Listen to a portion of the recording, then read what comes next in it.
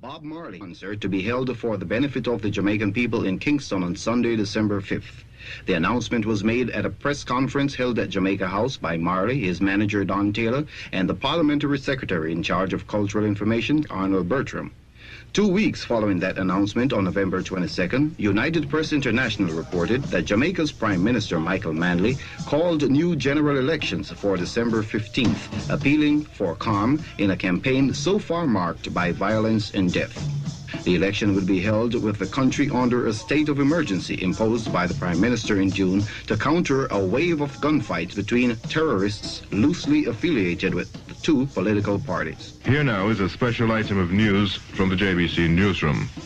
Entertainer and reggae star Bob Marley, Rita Marley, and the manager of the Wailers, Don Taylor, are now patients in the University Hospital after receiving gunshot wounds during a shooting incident which took place at Marley's home at 56 Hope Road tonight. Police said the group was rehearsing for the Smile Jamaica concert when 4 men traveling in a white Toyota car drove up and fired shots. No, we had just gone through Soldier saying we were starting on Natty Dread. Natty Dread. So just as we finish the introduction and get into the tune, we're bang bang, and broke loose. The men escaped and were chased by the police. Mr. Taylor is said to be in a critical position while Bob Marley was shot in the arm. The condition of Rita is not yet known. In an interview with JBC News at the hospital, Bob Marley said he and members of his group received numerous threats since the announcement of the Smile Jamaica concert. Go in the kitchen, must have peel a grapefruit and all me is gunshot. So you see any other man that fired a shot then? No, I never seen no man who fired a shot. Who else was among the group? You have any form of security at your place? Oh, no, we never really keep no guards. We don't know why with nobody, you know, we just live free. So somebody feel like the Smile Jamaica concert shouldn't go on, so them try to stop it. You had any threats before? Yeah, if I were a church, yeah.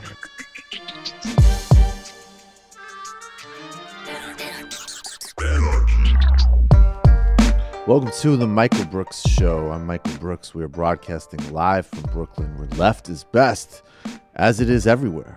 Come on, people, let's be real. With super producer Matt Leck. Hello.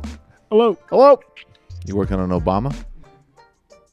So producer David Slavic, he's in the digitosphere, tracking everything on Discord, Twitter, everywhere else in this growing TMBS community. Head theoretician David Grisham is at a bong collectors festival and not with us tonight. I'm just kidding. He's traveling to Europe, actually, which is very head theoretician of him. On this week's program, Anoa Changa, we're talking about the year of 1968, the assassination of MLK, the Democratic Convention. What does that have to tell us today about everything from COINTELPRO, state violence used against civil rights activists and other radicals, as well as specific black perceptions of guns and the Second Amendment from 68 to Killer Mike with Anoa Changa. Then Alyona Minkovski, she's here in studio. We are talking about the full craziness and the genuine threat that John Bolton presents to the world. What's the Bolton game? That and the latest tit for tat with Russia with Alyona Minkovski on this week's Michael Brooks Show. But first, let's start with some news from Europe where Yanis Varoufakis, the former Greek finance minister and radical economist, has announced a new political party in Greece, which he is heading up, that will oppose austerity and attempt to or democratize the Eurozone. Here's a report from Reuters with the announcement of Yanis's new effort. Yanis Varoufakis is back with a new party and his old trademarks, a biker's jacket and an outspoken tongue. The former Greek finance minister's party is called the European Realist Disobedience Front, and it promises to free his country from debt bondage. For 10 years, the European Union's great and good have been extending this crisis into the future by pretending they solved it through loans. No bankruptcy in the history of capitalism has ever been overcome either by new loans or by extending existing ones. Varoufakis transfixed Europe during Greece's debt crisis, with his criticism of Eurozone policy and the austerity measures imposed on Athens. He took the country to the brink of a euro exit in 2015 before resigning over the terms of a bailout for Greece. Varoufakis, an academic economist, said Greece had become a debtor's colony, that its young people were fleeing in droves. He wants Greeks to disobey what he calls a ludicrous European blueprint for reviving the country's economy. And the name of Varoufakis' new party is Democracy in Europe Movement 2025. There's a lot of lessons to draw here from the failure of Syriza and what's happening now. Syriza failed for a couple of reasons. One, the macroeconomic pressures on Greece and the fact that they were in the Eurozone and therefore in the Euro could not allow them the ability to get outside of the position of devastation they were in. They were forced in by European policymakers and by IMF policymakers in terms of the range of what they could do. The political failure was that they ran for office in 2015 and won a radical victory, promising to free the Greek Republic from the terrors of austerity. They won on that democratic socialist message. They attempted to renegotiate terms with the Europeans, and it culminated several months in with a European austerity package, which the Syriza government brought to the Greek people. The Greek people rejected it by a 61% margin. And the next move was leave the Eurozone or call the Eurozone's bluff. Instead, Syriza did the worst of both worlds, which is go to their people for backing for a radical move, get that backing, and then capitulate anyways, which is why Varoufakis left. But this does have bigger implications for socialist government and socialist strategy in a world that's run by capital. Jeremy Corbyn will have a lot more room to operate as a prime minister of the UK because they're not in the euro. They can print their own currency. But the same rules of capital flight, looking for the best deals for capital, are going to apply to them. And wherever you attempt to have an even modestly radical government, we're playing inside the other team's playing field. And the traditional social democratic arrangement that lasted in the 50s, 60s, and 70s is dead. And there's no way of bringing that back because of global competition and cheap labor overseas and the fluidity through which capital can move. So therefore, it does mean that what Varoufakis is doing, whatever his problems, whatever his mistakes, is right. He's launching a Greek relief party with a Euro-wide agenda. There is no even beginning of a possibility for national liberations without global coalitions.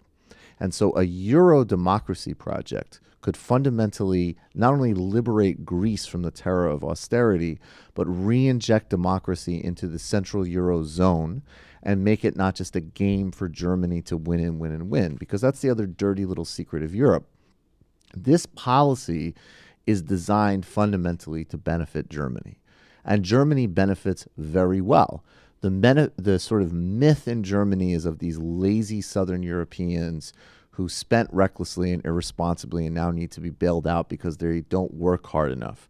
I wonder where we've heard these types of myths before. Now, the reality is that actual labor power in places like Greece are very high. People work a lot, and these countries are much less developed than the Central European zone. So there's a lot more sort of manual labor jobs and physical difficulty. There is a real problem with lack of collection of tax revenue and other sort of forms of corruption and capital flight, which has nothing to do with a broad, robust social safety net or labor power. But Germany profited from all of these places, Greece, Spain, in terms of selling them equipment for property booms and other forms of speculation when the Eurozone was heated up and places were floating on currency. Goldman Sachs helped Greek governments cook the books.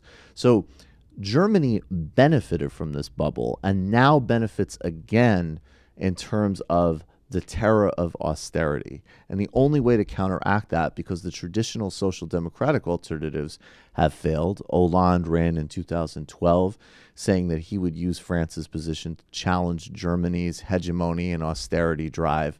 He capitulated and once again revealed that modern center-left governments don't really have much room to maneuver because they're playing in somebody else's terrain. So whether or not this project is a failure or a success, the fundamental critique of austerity and the connection for an entire Eurozone project is going to be foundational for any type of actual left electoral strategy. It needs to be globalized because capital is globalized. And unless you have that inversion, you're never going to win. And that's why Syriza has failed in government. Now, I know that Matt personally really hates Yanis Varoufakis. So do you have a counterpoint to that, Matt? No, I don't hate Yanis Varoufakis. I can't even pretend to go along with that. For a you bit. can't even give me some hate, Yanis. The one thing about this show is really tight now. I still have not found the elegant transition from those commentaries to the next thing. From going like, here's why we need a Eurozone electoral policy to like, hey, Matt, you smoke pot, right? Ha, ha, ha. Also, Manny Fresh is dating Tony Braxton. Wait, what about Birdman? Oh, Birdman. Sorry, never mind. I was about to say drama. Now you're getting to the actual important content of the show. I want DJ Danarchy to give us the Birdman shout out, though. I mean, like to give us shout out music. I want it to be inspired by Birdman, but with our own specific shout out. But I guess we can get to the shout out. I prefer when you do it yourself, Matt. Shout out. Yeah, that's very enthusiastic. Shout out. That's a Dakota shout out right there. We're going to talk about Keith Ellison for this week's shout out. Keith Ellison, who was the choice of the grassroots to be head of the Democratic National Committee, but he lost to a charismatic, engaging, electrifying firebrand named Tom Perez, who is taking the country by storm with his amazing leadership abilities and stunning TV appearances. Keith Ellison, though, did give an interview recently within These Times where, in addition to advocating clearly and unequivocally for Medicare for all, no bullshit, every single person in this country gets absolute complete health insurance, no nonsense. And by the way, from our perspective, that's the first step. The next step is then to start to work our way into other areas of the healthcare supply chain that can be turned into commons and open resources for medical innovation and benefit. If you go back to this past weekend's illicit history on Hunter Motz, with Hunter Motz on the Patrons, where we debunked the lone innovator myth and explained that innovation is a social enterprise that could connect with sort of linking government industrial strategy with public health care for broader and better healthcare outcomes. So in addition to doing that, Ellison also floated a plan to increase taxes on CEOs and executives who make 20% more than people who make their actual products and work in their actual businesses. In other words, what he's basically suggesting here through policy mechanisms is a maximum wage, which is exactly where we need to go. You cannot be compensated past a certain point. Wealth past a certain point is fundamentally unaccountable to the laws of gravity of politics, society, and policy. And it is not a question of individual altruism of any particular billionaire or not altruism. It's a structural reality that type of wealth is incompatible with a functioning democracy.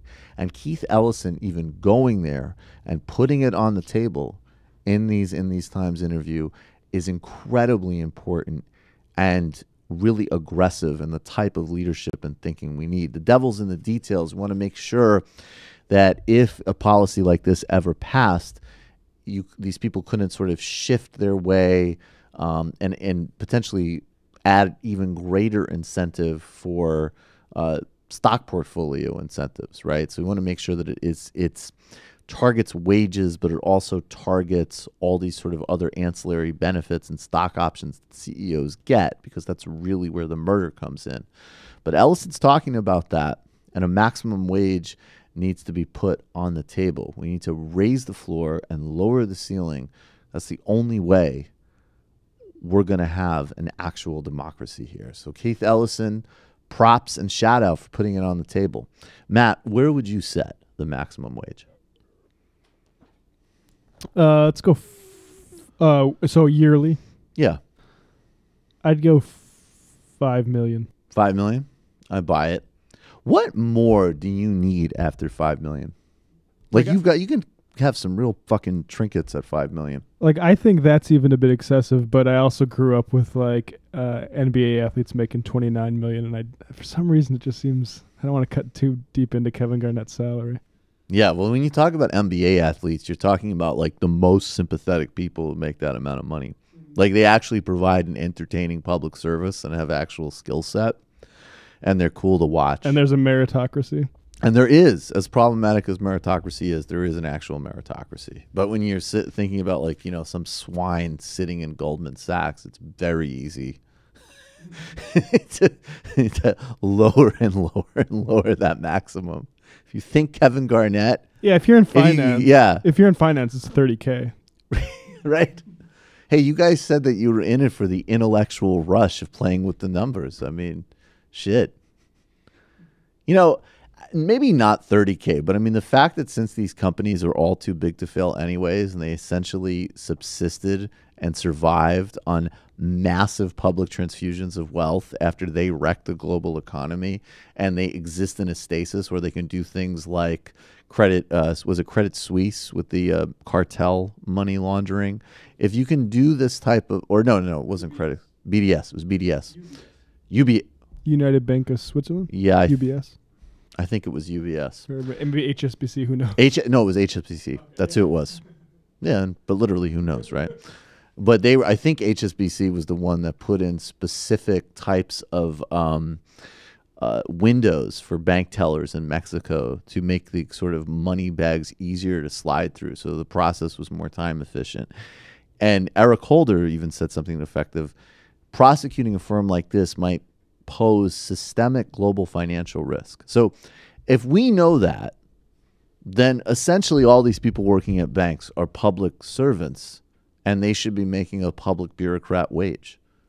So I don't know, 75 grand, 80 grand.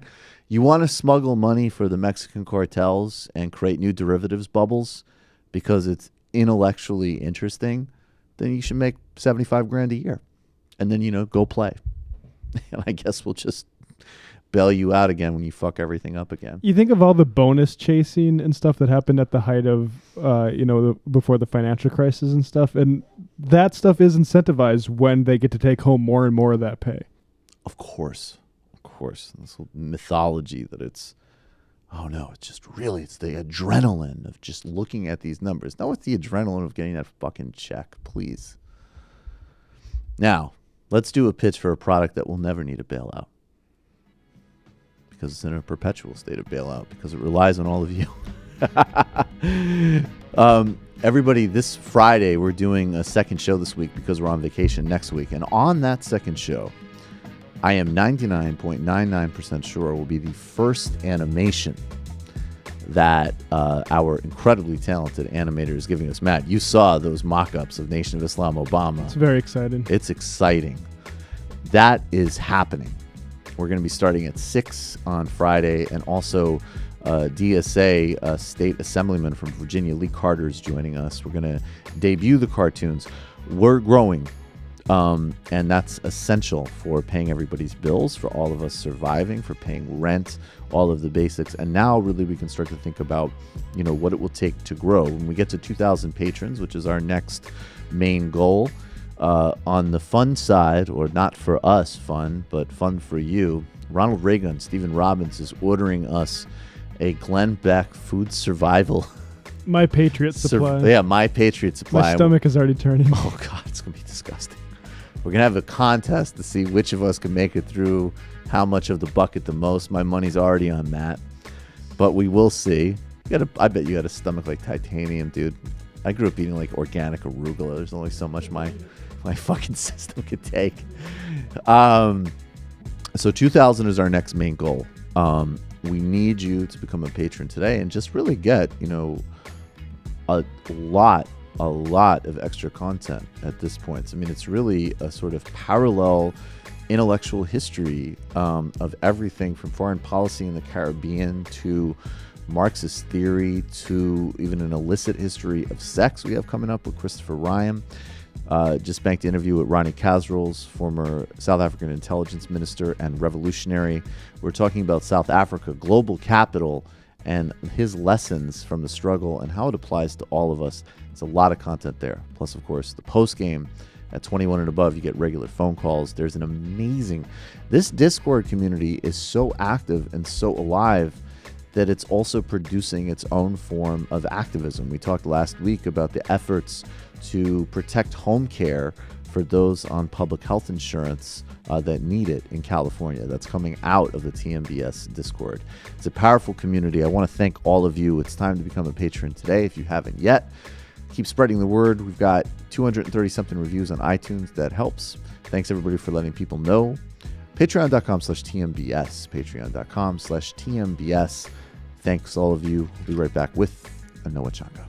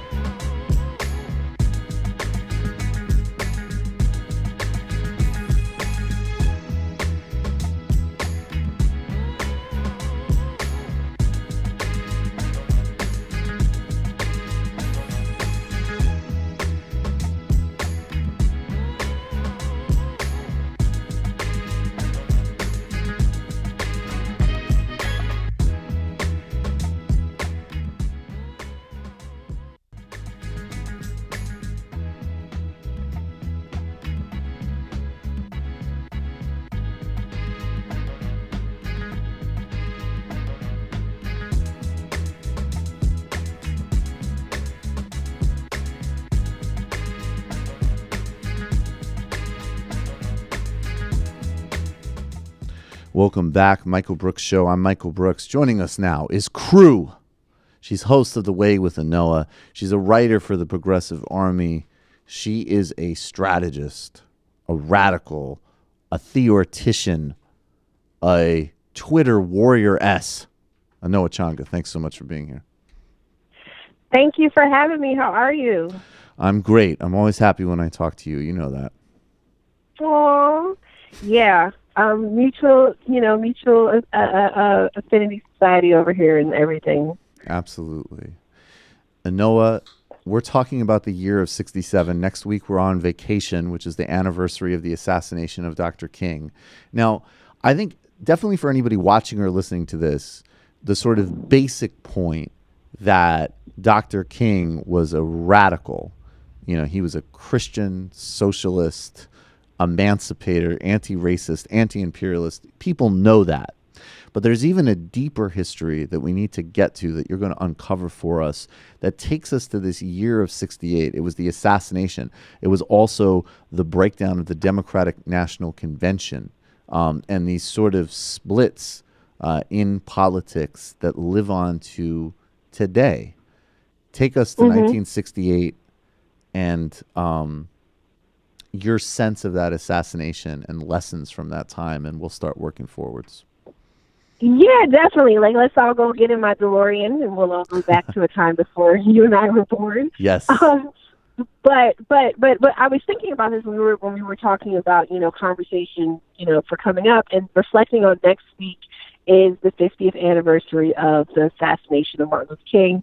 In June is the 50th anniversary of the assassination of Bobby Kennedy. I mean, when you think back to 1968, when you think about the 60s period, right, and you reflect on kind of some of the social changes and things that we've been going through over the past few years, it seems to be, reminiscent of that time period. And, I mean, obviously we only know it through books and documentaries and, movies and stuff. But it still seems for those that we still have who are around to talk to, they seem to echo that same sentiment.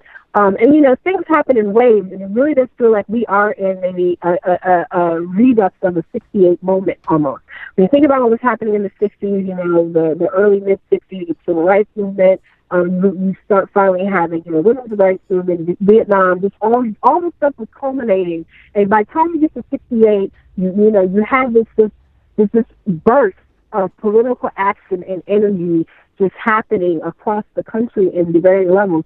By 66, 67, 68, you have more of that movement going northward and starting to see action starting to happen, out in California, in the Midwest, and up north too, in a way that was different from what we saw happening, down in Alabama, Mississippi, Georgia, et cetera. And part of why, this reflection is so important to me is I sit on the board for an organization, the National Conference of Black Lawyers. Yes, I really am a lawyer. If you see ESQ anyway, I'm not just being cheeky. I really actually, have the credentials. But it's our 50th anniversary this year. They were founded as the legal arm of, the Black liberation struggle. It's also the 50th anniversary of the Republic of New Africa, which was created in the 60s. A gathering of Black nationalists came together. Some followers of Malcolm X, other folks came together in Detroit and formed this organization. And so you have this synergy of people really actualizing their political capital in a way, happening in 68. And you also have, serious issues in terms of oppression from the state, whether it's, state and local government or federal government through the FBI. And then we have, militarism and other, stuff happening abroad in terms of Vietnam, right? Can you draw? Have all these levels. Yeah, and I'd like you to draw, because we're going to do some of these parallels. And by the way, I don't know what you just did, but you just got a lot clearer on your phone reception. So please, yes, stay wherever you are, do whatever you were doing. It was definitely getting better, because I need people to hear you really clearly for this. Let's start with that parallel.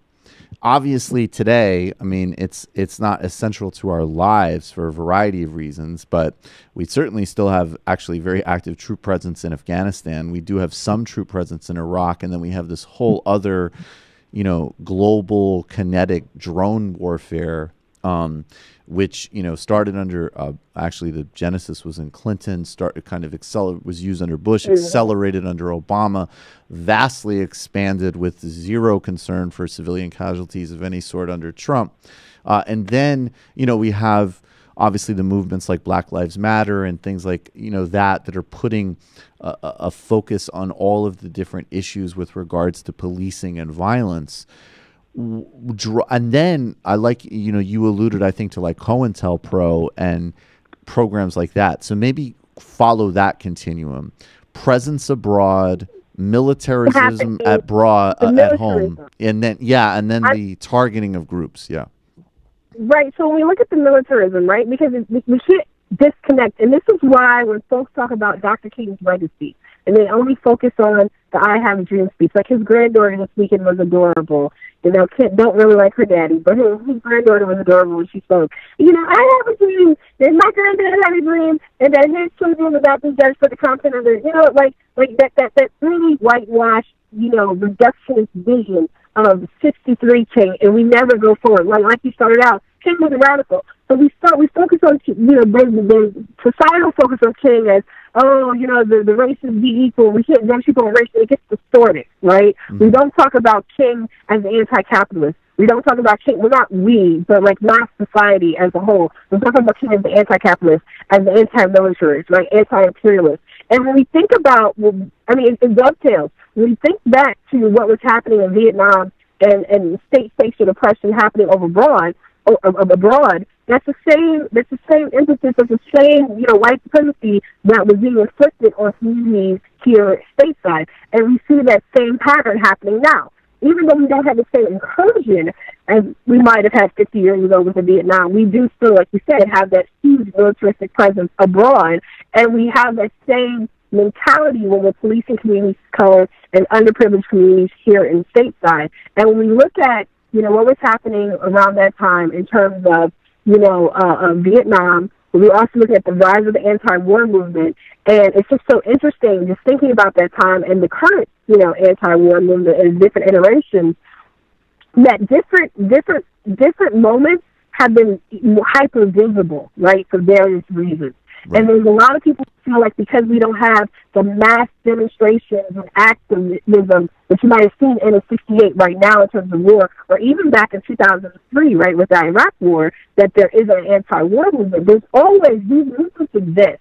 These people doing the work exist, but there are waves of activism and action and opportunity to really make a big splash. What we're seeing right now with the kids and, the March for Our Lives is similar in the sense of that gathering of people coming together around a particular issue. Now, I know they're not really with the manifesto, that's a whole other story, but still that same synergy of people coming together, to push back on something that the state is failing to do or is somehow enabling our victimization, that's similar, right? Yeah. So in thinking about the way in which that then dovetails into how we are, we have targeted groups, and we're seeing that again, right? We've seen Facebook is cooperating with ICE and letting, ICE know where undocumented people are. We're seeing the FBI targeting, black activists, whether it's under the BIE, the Black Identity Extremists, or whether we... Wait, I'm sorry, the Black Identity what? You cut out there, Anoa. Please repeat the Black Identity Extremists. Yeah. Or it's just their general surveillance of Black Lives Matter activists. And what people need to understand is, yes, you have the specific organizations that are Black Lives Matter, but a lot of what people call Black Lives Matter is really a broader conglomeration of organizations and organizing and people. Pretty much if you're Black with some type of left or progressive-leaning politics, you are probably going to be subject to surveillance at some point in time. But that's a reality that those of us who grew up with radical parents coming out of this same 68 moment have already lived with. My siblings and I have already lived with the reality of FBI, intrusion and surveillance and stuff like that. That's something that never stopped. It may have increased some more in the last several years because of the increase in activism. But when you think about the way in which people who are fighting for liberty, who are fighting for liberation and justice, and how it seeks to undermine the existing system of white supremacy, that's considered a threat. And this is how you have groups like Republic of New Africa. This is how you have groups like the American French Service Committee, who end up being labeled as terrorist groups or separatist groups in a way because they're a threat to the existing structure and system as a whole. So when folks are running around here talking about they want revolution, they want to dismantle the system, I mean, this is a natural, occurrence that happens. We have the FBI increasing surveillance, increasing activity around people, looking for reasons to stop that activity. Because even though we're looking at it from a true standpoint of democracy and justice, we don't live in a system that truly actually honors or recognizes democracy and justice, despite what might be written on our dollar bills or monuments or whatever. So it's really interesting when you look back, and it's not, this is brand new for us, right? But again, when we look back at history, there's a lot of lessons there for us to look at. There's a lot of resources available that we can help strategically navigate this space so that in the next 50-year cycle, our grandchildren and great-grands, for some of us, will not be, having to almost recreate the wheel, so to speak. Not that we're entirely recreating the wheel, but there are some things that because of actions taken 50 years ago, we are literally rebuilding, in some spaces from scratch instead of just picking up where people left off. Yeah, I think that that's exactly right. And I think that one of the things that we're going to have to really contend with is, and this is, blessing and curse, is that, some of the opportunities, although God, it devolved so much into just kind of silly bickering and stuff. But social media has opened certain opportunities, but it's obviously opened a lot of other opportunities for surveillance and monitoring. And it's also opened up a whole other world of the privatization of intelligence and surveillance and the connections, if government is violating your liberties, and they do, and that's nothing new, there's still theoretically a process there. There's not even a context for a process of a private company that's outsourcing for ICE and the FBI and collaborating with them in this kind of synergy that we saw, like as an example with, the NSA program that was revealed several years ago, right?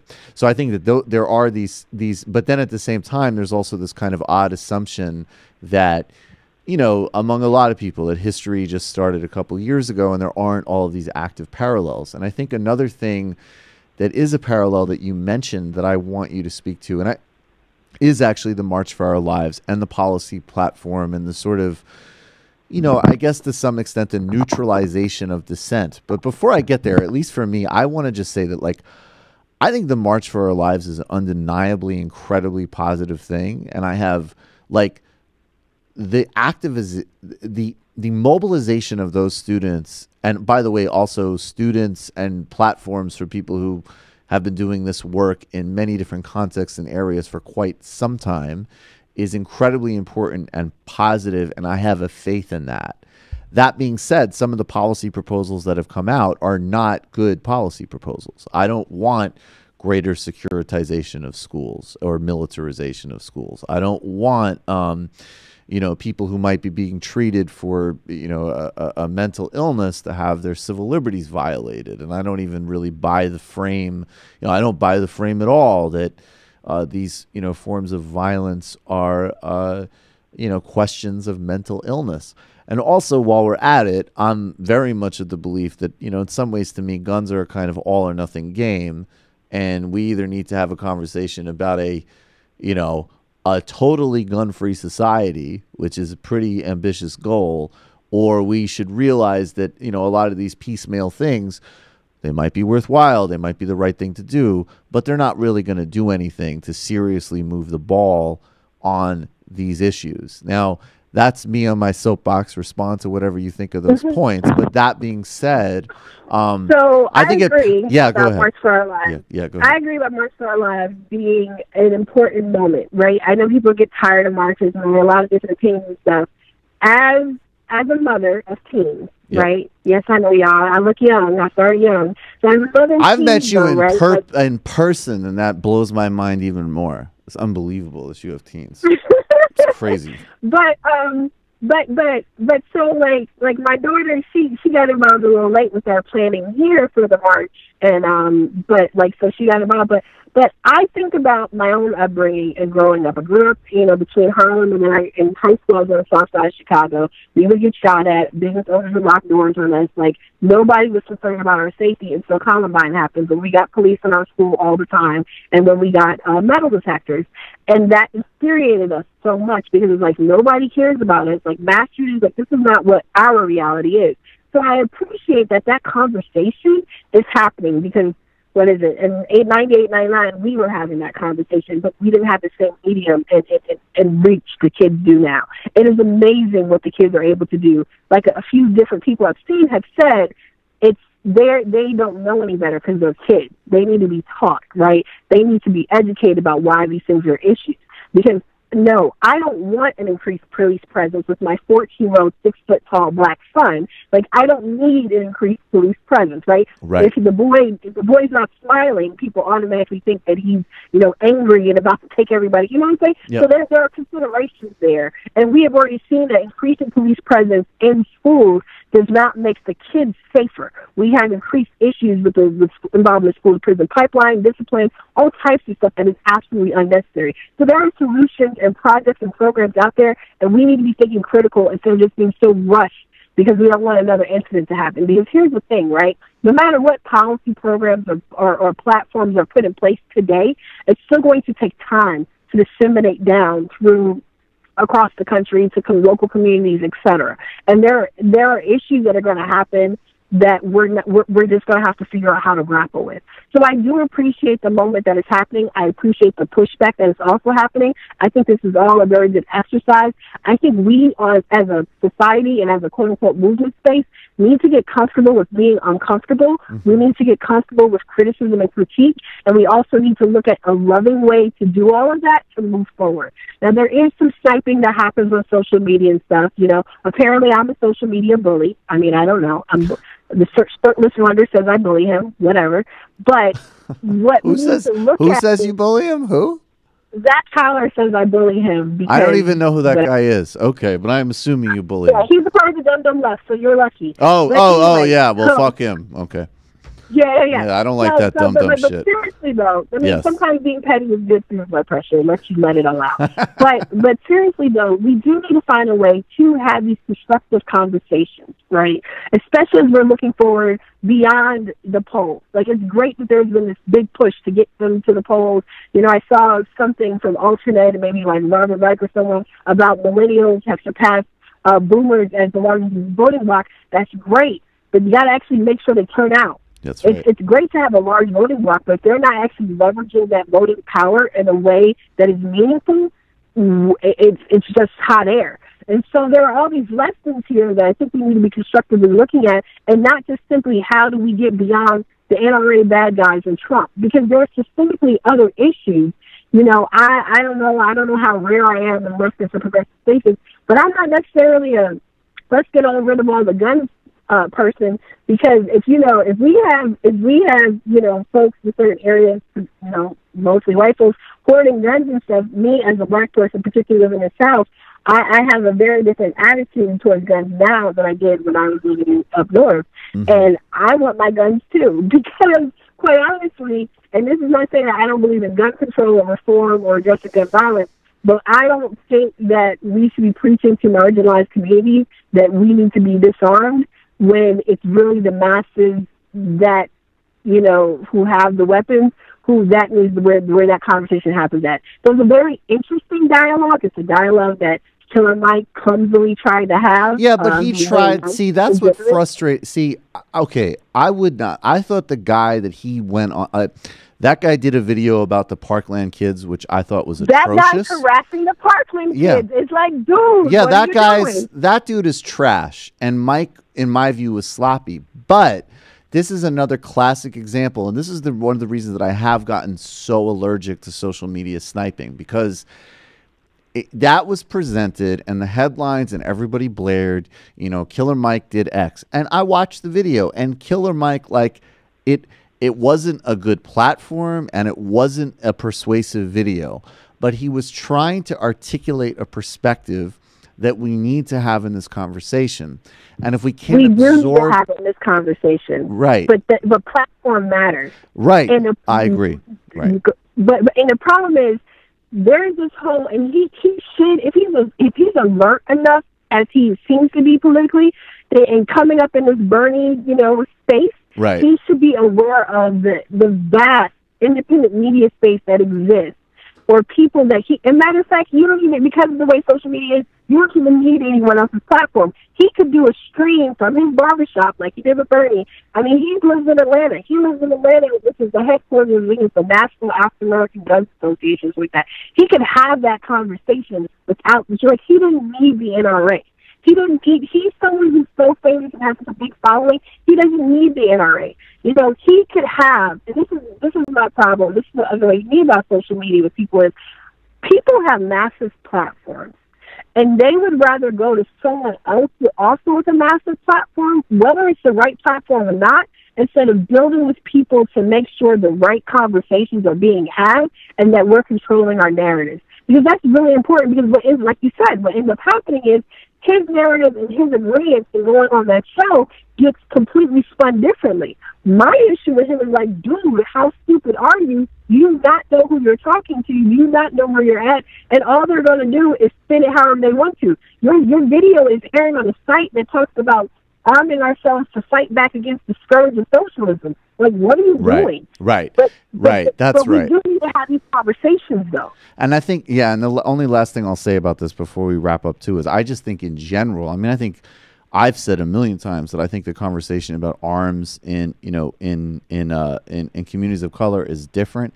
But even more broadly, to be honest, like, I think there is no fruit in making it like another, like, for what it's worth, I grew up in rural Massachusetts. So, like, it doesn't shock me that people own guns even there, right? And most of those people own guns because they were farmers or they hunted or whatever. And it wasn't like this certain, like, ew, why do you have a gun kind of thing that comes up in some of the discourse.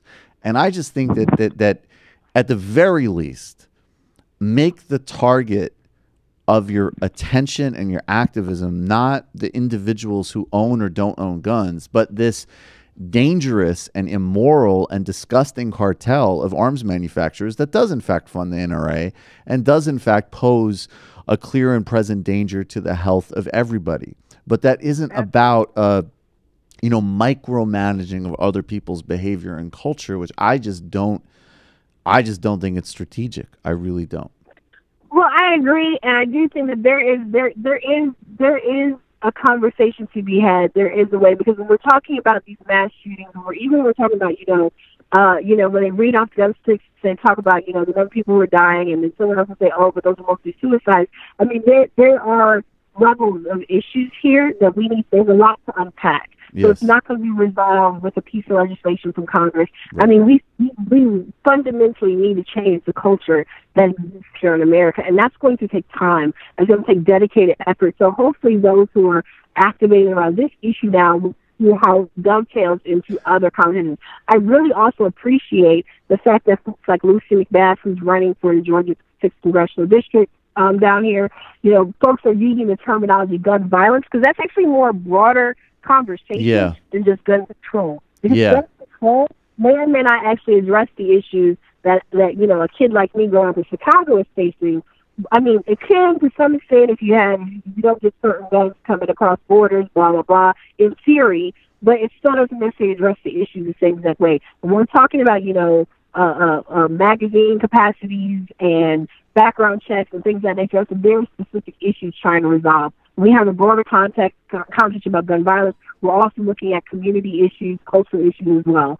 So I think that broader conversation, and this also does tail back to our conversation about, thinking about 68 and a rise in self-determination. And I mean, there's a history in the South of black gun clubs and people, self-determination, people protecting themselves because we had to. And to some extent, people still feel that is still very much part of our reality, living where we live, whether you're in the South or elsewhere. But I do think that we need to have these conversations. I do think that the issues that Mike raised were necessary to discuss. I don't know that he's actually even himself as bold as he would like to be. If anyone wants to know more about, armed resistance in the South, I would suggest reading We Will Shoot Back by Dr. Akinyele Umoja. He is the head of African Studies at Georgia State. It's Akinyele Umoja, Umoja. Very good book. I love it. We will shoot back. We'll have a link to that on the show description. Where it looks at. So there's literature and resources. There's tons of people who study this. So there really is a conversation we can have about what this looks like, particularly when we're talking about what does it look like to resist in the age, not just of Trump, but just post, if we're talking about rebellion, revolution, whatever, these are conversations people really need to have and dig into and learn about. Be careful though, because we're all these days. I was gonna say, but yeah, be careful where you order it, and don't tell them you got it from here.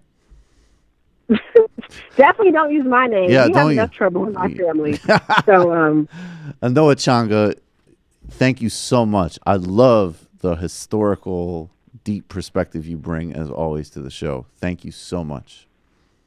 Well, thank you for having me. Everybody, catch me on Twitter at The Way with Anoa. Catch my podcast, The Way with Anoa, on Spreaker, iTunes, and check out I'm doing Georgia politics analysis and commentary also at I'm messing up my own blog, peachperspective.com. So I know you guys might read The Intercept to see what Jelani and Thang have to say. They're not getting it right. Come check me out. Always shots fired with you. Thank you, Anoa. Always shots fired. You know how I am. All right, talk to you later, sis. You will shoot back. Thank you so much. Bye. Bye-bye. Anoa, everybody. Anoa Changa. Check her out and all the places you could check her out. Now, that being said, there is one response to this incredible outpouring of activism of students and to people trying to address gun violence in all of its shapes and forms, and that is the response of really one of the dumbest people in existence, not just politics, just a sort of really strikingly, exceptionally stupid human being. Also someone that if we account for it, has probably put some money in your pocket. You think so? Oh. Also, a guy who's done an incredible job. And I'll say this actually for new people. I'll tell the story briefly. I guess you're right, Matt. We should reset this every once in a while. So the origin of the right-wing Mandela character is that Rick Santorum, who, stepping on the lead here, is going to be in tonight's Pyramid. And I guess basically another thing that's great about him is that besides telling the origin of Mandela's story, this guy can stay in the Pyramid. He's pretty irrelevant. Yeah. Not much need to deal with him in general. Although he'll probably come out once a year and say something strikingly stupid like he did yesterday. He was on Bill O'Reilly the day that Nelson Mandela died. And of course, Mandela is one of the only, that was a real body blow. That was just like a different caliber of human, right? And not to make a saint out of him. And one of the things that actually made Mandela so exceptional and powerful as a leader is that he didn't really hunt sainthood, actually. He was quite open of also being, he was a statesman in the actual sense of the word, and a very shrewd strategist and a very real revolutionary. And Rick Santorum had this was just breathtakingly stupid. He compared Nelson Mandela's legacy to something very interesting. Check this out. I would never attack Nelson Mandela. I told Bishop Tutu I disagree with you and with Mr. Mandela because Tutu's that way as well, but I respect you. So why can't you guys in the Republican Party bring that to the fore? Well, Nelson Mandela stood up against a great injustice and was willing to pay a huge price for that, and that's the reason he's mourned today, because of that struggle that he performed. But you're right. What he was advocating for was not necessarily the right answer, but he was fighting against some great injustice. And I would make the argument that we have a great injustice going on right now in this country with an ever increasing size of government that is taking over and controlling people's lives, and Obamacare front and center in that. And I agree with talking points, your points earlier, which is the center focus of the 2014 election must be Obamacare. So basically, Rick Santorum, in the process of actually belittling Mandela's politics, compared Nelson Mandela's struggle against apartheid, for which he literally spent decades in prison, to the struggle against a plan that was written by the Heritage Foundation, adopted by Obama, and basically like expanded Medicaid and said you'll get some subsidies to buy bad insurance plans, and in exchange they can't deny you coverage if you need coverage. And this somehow was translated into, this is the same thing as apartheid, which led to the Rick is quite right, this is what we are struggling against, a subsidy to buy Humana. You know, it's just, that's Stalinism in a certain sense. I have a feeling that the next, Mandela's been deep in the Trump world, and I think his next iteration might be weeping on YouTube about mythology and the individual. Is there a way to fuse together the Peterson and Mandela voices? I don't know. Mandela hasn't really gone there emotionally a whole lot. No, Mandela is like very much not a pussy. Like, he's a man. Like, he's always like with fucking Joey No Socks. And although, no, he had a Beck phase where he'd be like, you know, I just worry about my country. I mean, Jordan Peterson's just doing cerebral Glenn Beck, so maybe it could work. Anyways, Rick Santorum's greatest service to public life was unintentionally creating right-wing Mandela. And here he is, and thank you, Rick. That is your contribution. Now you can kindly leave. Here he is on CNN explaining what these useless and why are these entitled students out trying to influence the process when they should start at home? This is the bottom line. Is this a political effort? Is this a political movement? It very well may be, and that's fine. I mean, if the organizers, people who certainly supported it, the Hollywood elites and the liberal billionaires who funded this, it's all about politics. Is this really all about politics, or is it all about keeping our schools safe? Because it is about keeping our schools safe. Then we have to have much broader discussion than the discussion that's going on right now. How about kids, instead of looking to someone else to solve their problem, do something about maybe taking CPR classes or trying to deal with situations that where there is a violent shooter that you can How are they looking at other people? I would ask you, they took action. Yeah, they took action to ask someone to pass a law. They didn't take action to say, how do I, as an individual, deal with this problem? This is the bottom line. So basically, I love how, you know, they went from like, why are you out protesting? Why don't you vote or learn how Congress works? Like, get a job. Get a job. But they used to at least say, like, you know, if you want to influence the process, write your congressman or whatever. I mean, I guess these kids are protesting, but like, I like how the pendulum has swung so much that he's just like, why are you? Look, the only people who should be asking for legislation where it's appropriate are pharma or finance lobbyists. Everybody else that asks for legislation that aren't like corporate lobbyists or people from like the Stone Age advocating that like women can't work or something, they're just entitled. They're just. So the real answer is students should learn how to do CPR so they can. And by the way, how does CPR, I know we talked about this on Majority Report the other day, but honestly, I still have been sort of churning this. As far as I understand, CPR is like I guess like, is your classmate choking on a bullet? Yeah, I don't know. Like your lungs must somehow. Like school shooters don't come in and they're like, hey, I've got lobster for everybody who has food allergies. Yeah, exactly. Or like, here's a food that's hard to swallow. They're fucking shooting people. What does that have to do with CPR? I think the short answer is it has nothing to do with. I mean, in some ways, that should be like an inspiration. Like, that guy was a fucking United States senator. And I think that they used to say in the Senate, I think the joke was that Santorum is Latin for asshole. But I guess we'll have the music, Matt. We got our pyramid music here. Matt's too high to be up on the music. So Rick Santorum, the only good thing that he's ever contributed to American discourse is helping create the right-wing Mandela character. Thank you, Rick. Besides that, he's as useless as he is stupid, as offensive as he is craven, as toxic as he is whiny.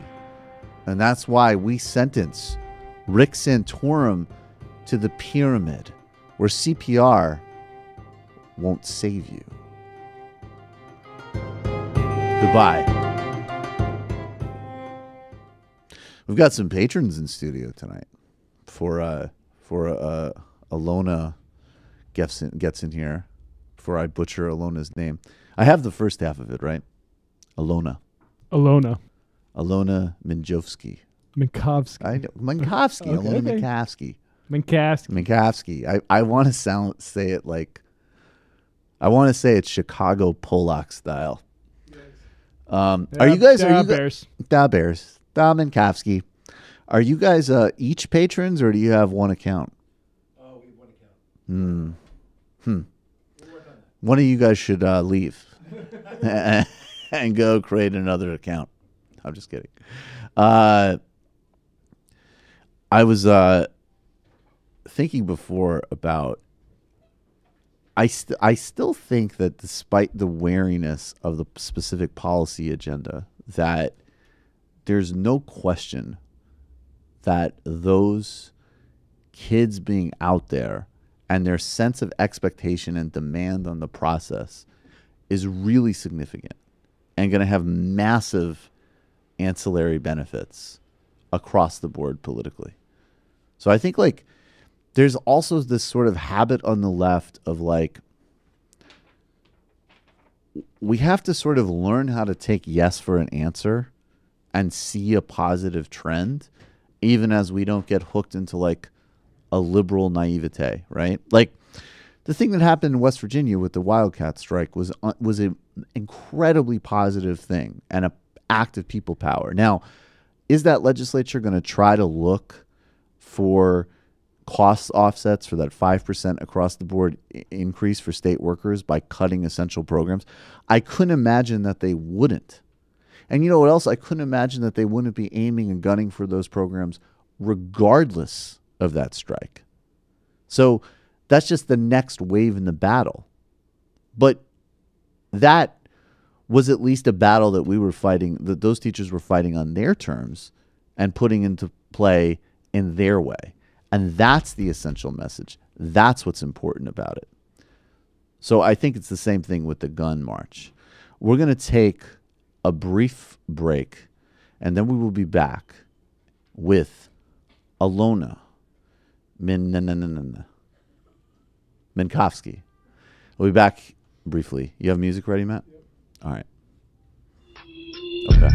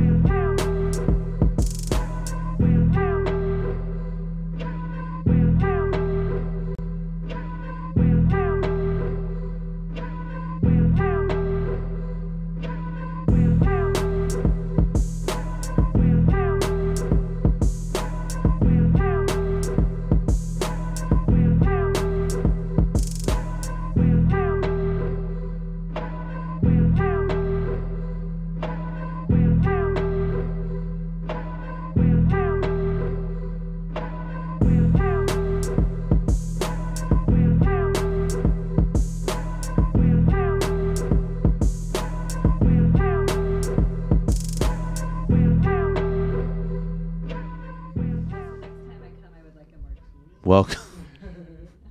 You're just hearing some contract demands by Alyona Minkovski. The first being that I pronounced her name correctly, which I've begrudgingly accepted. Thank you. Alyona. The second you missed. You want a martini. Yeah, I want a dirty martini. We're going to work towards martini that. Up. We'll work towards that. Have you guys ever watched Grace and Frankie? No.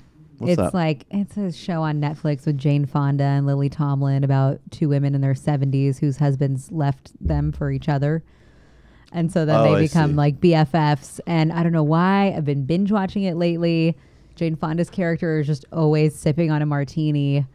And so I don't know. Yeah, my fiance is like, you're not like, I know you just want to be a 70-year-old who's retired and just drinks martinis all day long, but like you still have a long way to go. Right. Like there's still stuff in between sitting and drinking martinis all day. Yeah, being retired and drinking martinis all day just sounds really nice right now. If you could escape into any TV world, is that the one you would decide? No, because there's also all of the, the trials and tribulations that come along with being a 70-something-year-old, which I think the show actually covers really well in terms of, that's interesting. Death, in terms of people treating you differently. Like it's a kind of, I think, a rare thing to see. That's on television. super rare. They don't see that at all. A sex scene with Jane Fonda and some other dude, and I was like, I haven't seen like old sex on TV in a while. Give us a time code for that. Old people sex, I mean. But not even nice to say old people. Great. You should definitely keep describing it that way. Thank you, older patrons. Alyona already took care of her martini ship before she came. Where are you? I spaced it. It's okay. Where are you at now? So I host a show called Trade Ideas for Real Vision, which is a subscription-based media company focused on finance. Gone over to talking about money matters these days. What's happening in the NASDAQ? Well, the markets are obviously very volatile right now. Right, yeah. We've seen a bit of a correction after, a very bullish market for the last year and a half. And so mostly I talk to people who are like, this week you should buy this stock. Oh, really? They give you straight up stock tips? Yeah. Well, it's interesting because coming from a political perspective, I've never thought that much about stocks. But, I'll interview someone who's like, well, if you think about it, global population increases, therefore rising food demand. especially, rising incomes leading to more protein demand. Like now's a great time to invest in agriculture because that's just going to keep going up. And you're like, oh, I never thought of it that way, which maybe seems like common sense. And I've just never thought of it that way. But it gets political. Yeah, totally. Have you hung around Wall Street people at all? Thankfully, no. Yeah. Not that much. Yeah. Well, they have an interest. I mean, it's hard for me, and I guess this is just where I'm like a fucking lefty, whatever. But it's like you can have like sometimes those people like they do have this really interesting strategic view of the world, and I like to think and talk like that. But then it's like totally separate. Like they don't care about outcomes. Like they're trained to like they have no moral compass. Not it's not care. So it's like funny to like enjoy that way of thinking, but be like, yeah, right. So maybe we should. I'm obviously highly skeptical. Yeah, but it's, Right. none of them are like, I'm divesting from fossil fuels right now. I want to focus on FANG stocks instead. But like, I try to throw those questions in there. Oh, so they're cool with you doing it. They want you to like. Yeah, but it's just like it's a new company, and so I think that there's. We'll see kind of, where it goes, what happens with it. But I'm working on some other political projects, more long-term stuff. When I have time, when I'm not doing that. Or at TMBS. Yes. I mean, come on. Or hanging out here. That's right. You're very on point while you hang out here, though. It's on point hangout. What do you mean by that? I mean that even though you're chill, you're like you're on point. You're not just I lounging. appreciate that. Thank you. Until the post game when you get totally sloshed. I know. I was just gonna say, like it only lasts through the beginning. This is Alyona's arc in every show. She's like, I think that if you look at North Korea, you have to talk about the broader Asian picture. And then an hour later, say, I'll tell you what. Why do people even fucking do it anymore? That's my question. I don't know how I became such a lightweight, but it's so true. I'm always like really, really tipsy by the time I leave here. I know. And this is why you hand me beer the moment I walk through the door. We hand everybody beer here. And it's the first thing we ask guests. Do you want a beer? Do you want a beer? We're trying to make it somewhat... and who... Felix Biederman and Matt Binder both don't drink. But Binder is on some type of bizarre like sugar addiction, so God knows what's going on in his neurochemistry. And I don't know what Felix had some type of like kratom. Yeah, so he was fine. He was extremely focused. You ready to talk about John Bolton? Ugh. I know. Oh, do I have to? But okay. I mean, here, like that's the thing, right? Is like we didn't, and now we fucking do. So John Bolton, I mean, we have some sound pieces of him, but like I guess first of all, just the basics. Like, why is he actually as bad as people have been saying? Because this is one of those cases. I mean, I think mostly people are as bad, but it's not. It's always like, if you want to, you can usually complicate something a little bit. I don't really see the room to complicate this guy. Well, I feel like it's interesting because John Bolton to me is kind of like a Donald Trump. And that, people are like, oh, Trump just says it like he sees it. He says all the things that every other conservative is thinking but isn't willing to say. No doubt. And so, John Bolton is a neocon and his views aren't really all that fringe. But at the same time, he's probably the only one who is just willing to consistently keep saying that, he doesn't think that Iraq was a mistake, that we need to preemptively bomb Iran, that we need to preemptively bomb North Korea. Like he just goes at it. What's the word that he uses for it's something kind of war, preventative war? Preventative war. Yeah. Right. He just bombed the shit out of a country to prevent a war. And so that's why he's, a terrifying person, but also what makes him so terrifying. And there's been some good people writing about this. Like Katrina vanden Heuvel had an op-ed in the Washington Post. Stephen Walt had a good piece at Foreign Policy, about how John Bolton also, though, is somebody who has been accepted by the establishment for so many years. You see him on cable news. You see him writing op-ed pieces in the New York Times and the Washington Post and the Wall Street Journal and all of these other, kind of traditional establishment papers. And so we treat him as a voice of reason and as a voice of someone to be respected. And so that's why John Bolton has maintained the position, that he has as just somebody as someone who has influence of any kind and who would even be, on the radar of a president of the United States to consider potentially making a foreign policy advisor. Right. So kind of like we're all to blame here in a way. Right, because like the default is that supporting military intervention is serious. I mean, honestly, like that's really the I mean, and this is a guy that, I mean, he was advocating, I think in 2002, bombing Cuba because they had some type of chemical or bioweapons program. I don't It was think obviously he's met a country he doesn't want to bomb, or a conflict Israel. that he didn't like. Right. Sure, yeah, Israel, and maybe he's not going to say bomb the United States unless there's too many Muslims here. Let's not forget the guy is also There a might wild be Islamophobe. Right. Can you elaborate on that? I think that's really important. You know what? I'm totally blanking right now on what the institute or think tank is that he sits on the board of, but it's one that I know has a track record of being kind of Islamophobic. He also wrote the foreword for Pamela Geller's book.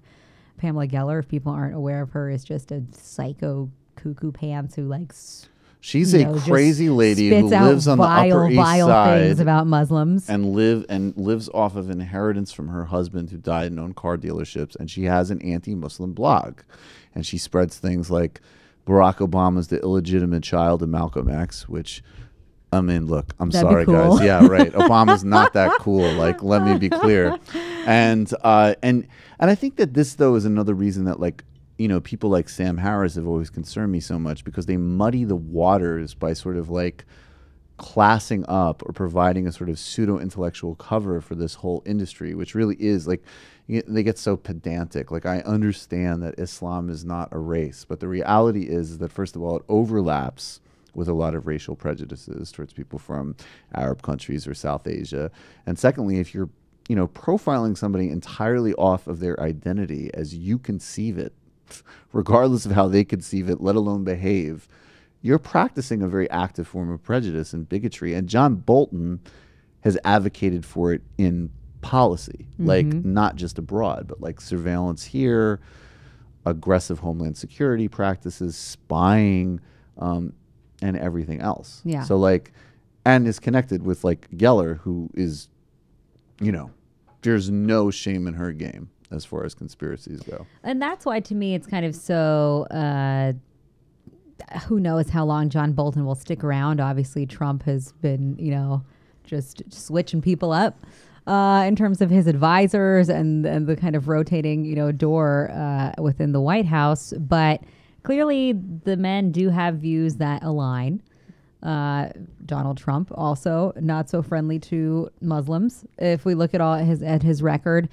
And I don't know, it's just kind of terrifying to me because, maybe he's just doing it just to fuck with everybody and just freak them out and say well, now I've got John Bolton on my team, and maybe that's some signal to other countries, but I don't really think that he's that strategic.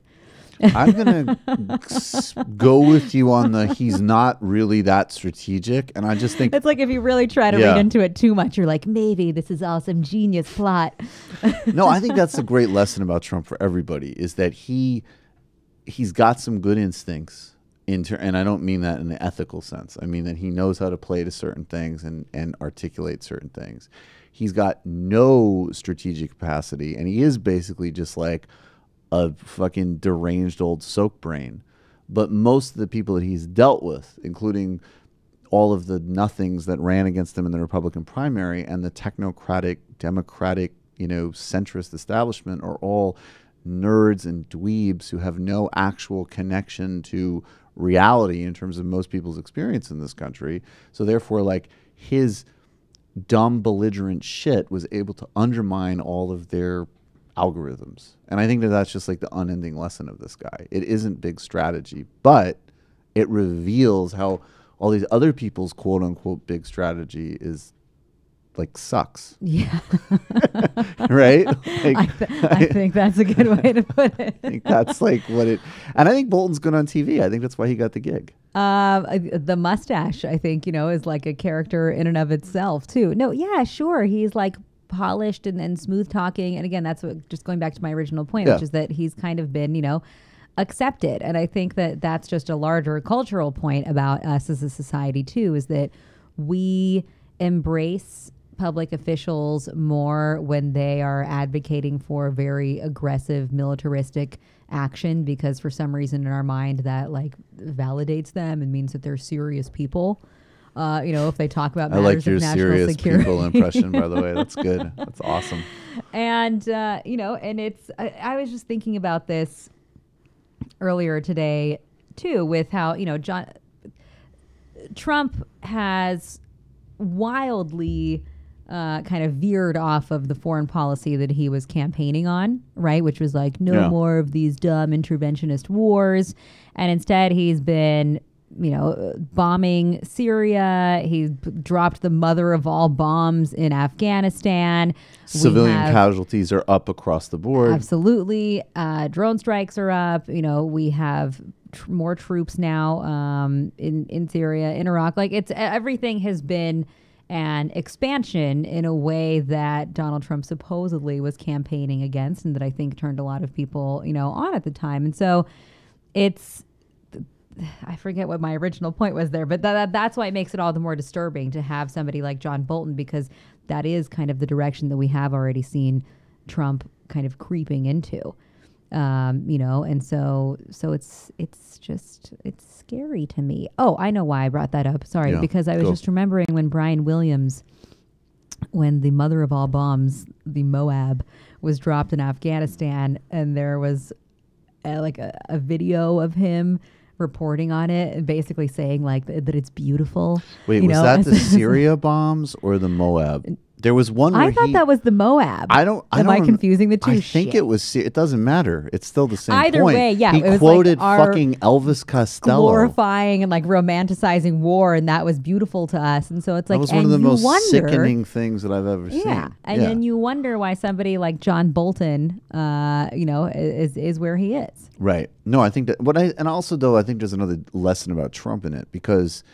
first of all, I mean, this is an old argument, but I really like people who would take him being quote unquote anti-interventionist at face value were like, I'll try to be diplomatic. You are deluding yourselves.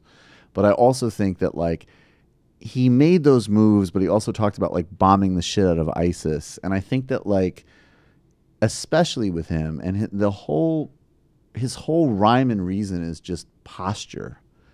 Whatever sounds good, whatever sounds aggressive works at the time. Yeah, and I think John Bolton.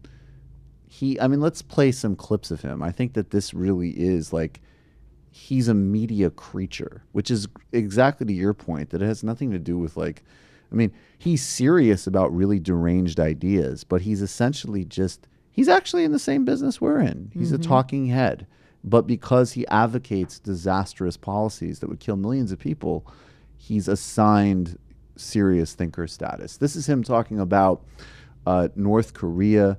This is from last summer, I believe. He's criticizing, actually, the Trump team for not being hawkish enough, and basically saying that Mattis is, as Matt's put it in my sound sheet, being a pussy on North Korea. Let's check this out. Have strong words for James Mattis and Rex Tillerson as well. They did an op-ed piece in the Wall Street Journal yesterday. It ran about 3 pages long. And you took to Twitter, Mr. Ambassador, said the following: if the Mattis-Tillerson op-ed this morning in the Wall Street Journal is actually this administration's policy on North Korea, then the game is over. North Korea will be a full-fledged nuclear weapon state in very short order. Iran will follow. We should not continue 25 years of failed policies under a different slogan. Leave that to President Hillary Clinton. Chance to explain? Yeah, I'm just appalled at this op-ed. I don't think it represents where President Trump is. Ironically, Susan Rice, Barack Obama's national security advisor, wrote and said on talk shows this past weekend that 25 years of policy, including hers and Obama's, was a failure, and that we should now accept a nuclear North Korea. Tillerson and Matterson are saying we're going to take those failed policies and keep pursuing them. I think the legacy of the Trump administration, if that's right, is a nuclear North Korea. One of the points they made is that we'll negotiate with you, but it has to be under the right terms. You're not for that at all. Look, Fred Clay, a great scholar and a federal official, once said North Korea is capable of boundless mendacity, and time is not a neutral factor here. Time is an asset for the proliferator. More negotiation with North Korea, I think they'd say bring it on. More time to increase the size and scope of their ballistic missile and nuclear capabilities. So there you go. And then we'll get to this old clip in a second, but respond to that first, please. Just what that makes me think of, too, is that, if time is something that John Bolton very much always tries to manipulate to his advantage. You know, with like bombing Iran for the past 15 years, he's been saying like, we have to bomb right now. If this doesn't happen in another 6 months, then something's going to happen. Like nuclear war, that's out of time, is imminent. Right. Yeah, and so you know, I mean, he uses time, he uses fear, and it's the same thing here. I mean, I think one of the even very basic differences that if you were like the difference between like people in their 30s versus, you know, certainly people in their younger 20s is the sense of like anxiety that these people drummed up before they invaded Iraq. Like people were freaked out. And that speech pattern that you're talking about of like, unless this thing happens in 6 months, it's going to be a completely different world. I mean, it's just sort of like sucking into people's cortisol levels. And maybe that's why I'm so desensitized, you know, by it. At this point, it's like you're crying wolf all the time. It's like, please, you know, and maybe that makes me too much of like a pacifist, you know, and that I never believe any of it. But it's because like, how many times can you go on TV and write op-eds and just call for the imminent need to bomb, you know, to stop some kind of global catastrophe that as of yet has not happened. But it's also, even there, it's like, it's both not a catastrophe. It's both something that hasn't happened, and it's both trying to freak people out and bullshit them. It's also just like let's do a brief review of North Korea. Okay, Clinton actually negotiated a decent deal with them. Okay, they had the joint framework. The South Koreans were brought in, we were brought in, and it's gonna be like there's never. I mean, Jawad Zarif, right, the Iranian foreign minister, he said, and we played it on the show for another segment, like, it's a good deal because everybody hates it. He was talking about the Iran deal. That's what a deal is. Nobody is happy with it. That's how everyone made a compromise. Yeah. I mean, it's literally dictionary definition stuff, right? So you have this joint framework. The Bush administration undermined it every step in the way because they came in with people like this who wanted capitulation. It collapsed in 2005. Then Obama they called it strategic patience, which is essentially like, this country's going to collapse sooner or later, which is a total miscalculation. And now we're back to Trump. And the thing that I don't understand, I mean, again, you can't make this too intellectual at all, but like, this dude's saying this, and Trump clearly is excited to meet with the guy. So it's an interesting, that's another kind of fun contradiction right there. Like, Trump's psyched. Trump clearly likes the little fucker on some level. Do you remember when John Bolton ran for president or was kind of flirting with? Bolton ran for president? He like flirted with the idea of running for president. Or I want to say maybe you can like Google this. My phone is charging because I always show up with like no battery. So it's somewhere on the other side of the room. But no batteries and an empty stomach. I swear to God, he beer. like took part in a debate or something. Like John Bolton has gotten, you know, eerily even closer than we all like to have imagined. Did he run, Matt? Are you looking it up? The thing about John Bolton is like it doesn't have to be elected to anything, and that's what's so creepy too. Is when you're just one of these advisors, and the amount of influence you have is like it's not an elected position. You just know how to suck up to the right people. You know how to play the right people. You know, and well, he did it in that clip. That was perfect. He mentioned he's like, why is this the Hillary Clinton foreign policy? And this isn't what Trump said. I mean, he's doing it. Yeah, right there. But again, it's back to the fact that like.